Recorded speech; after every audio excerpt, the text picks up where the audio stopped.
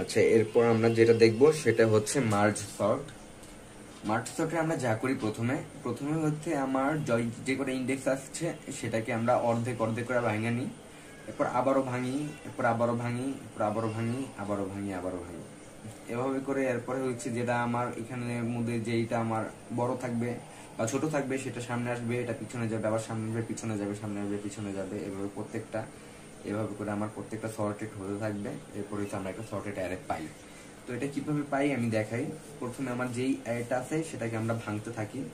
এখানে 9, 3, 7, 5, আর এখানে আসবে 6, 4, 8, 2।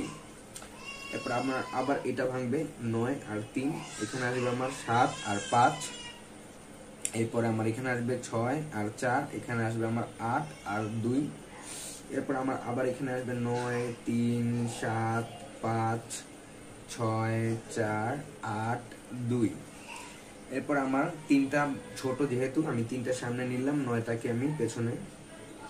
এরপর আমার 5 আসবে সামনে, 7 আসবে পেছনে, 4 সামনে, 6 পেছনে, 2 সামনে, 8 পিছনে। আবার এইটার মধ্যে আমার যেটা হচ্ছে আমার ছোট সেটা আমার সামনে থাকবে, আর বাকিগুলো আমি পেছনে, মানে শর্টের আকারে।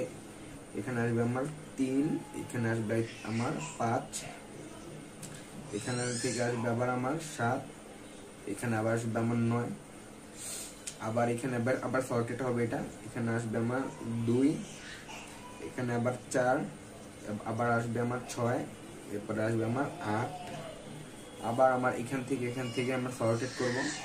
প্রথমে আসবে আমার 2, এরপর আসবে আমার 3, এরপর আসবে আমার কত, যেটা আমার সর্টেড 4, এরপর আসবে আমার কত, 4 এর পর কত আছে আমার 5, এরপর আছে 6, এরপরে আছে 7, এরপরে আছে 8, এরপরে আছে 9। তো আমি একটা সর্টেড অ্যারে পাই, তো আমি লিখে দিব সর্টেড অ্যারে ইজ 2, 3, 4, 5, 6, 7, 8, 9। এটা হচ্ছে আমার অ্যান্সার।